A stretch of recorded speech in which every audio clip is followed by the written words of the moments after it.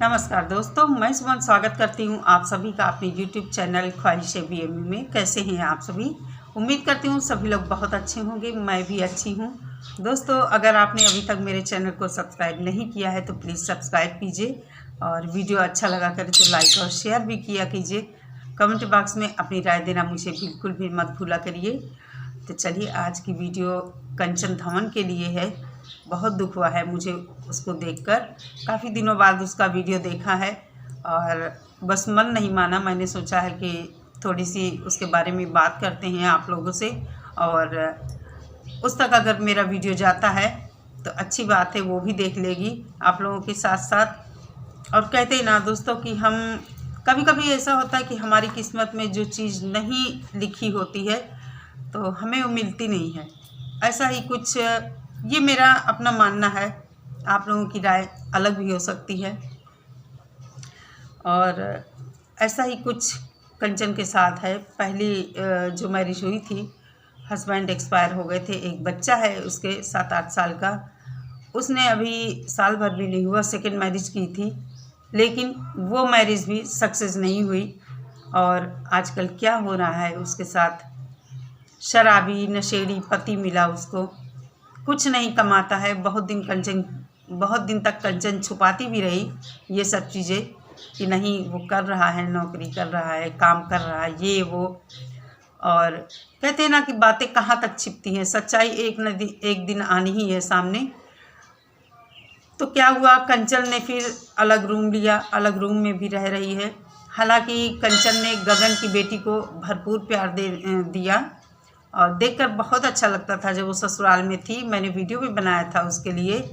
लेकिन कहते हैं ना कि यहाँ पर मेरे मुँह से यही निकलता है कि किस्मत में जो चीज़ें नहीं लिखी होती हैं, इंसान चाह कर भी उसे नहीं ले पाता है। जब गगन और कंचन की लड़ाई हुई थी पहली बार, फ़ोन कॉल वाली बात जो थी किसी लड़की को लेकर, तब मैंने वीडियो बनाया था। लेकिन उस समय कंचन को बुरा लगा था।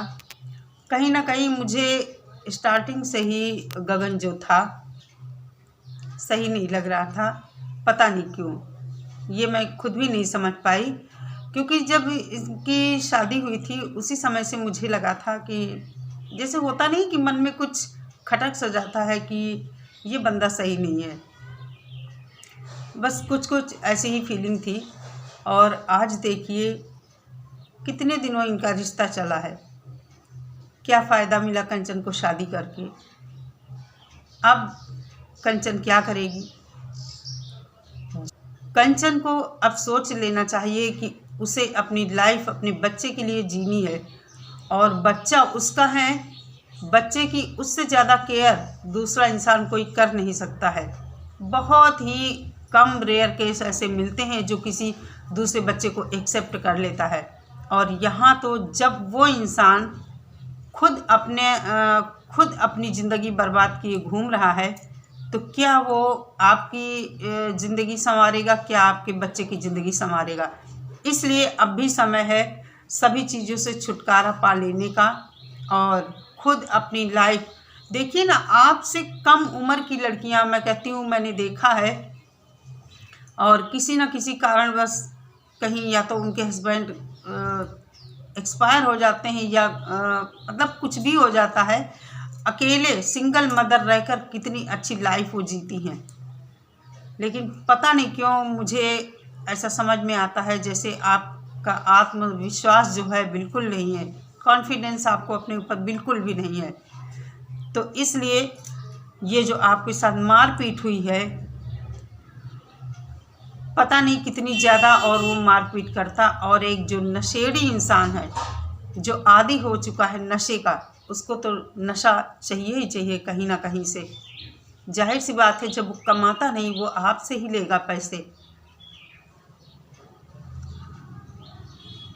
कैसे आप इसको सुधारेंगी? आपने तो बीड़ा उठाया था इसको सुधारने का, लेकिन क्या हुआ आप खुद ही देख लीजिए।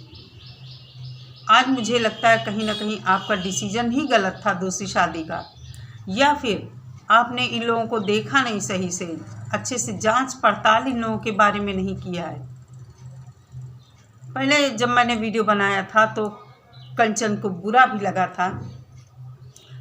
बुरा खैर उन्होंने कहा नहीं था मुझे कुछ, उन्होंने अपना क्लैरिफिकेशन एक दिया था कि ऐसी बात नहीं थी दीदी, और बात मैसेज की थी, कॉल पे बात नहीं हुई थी।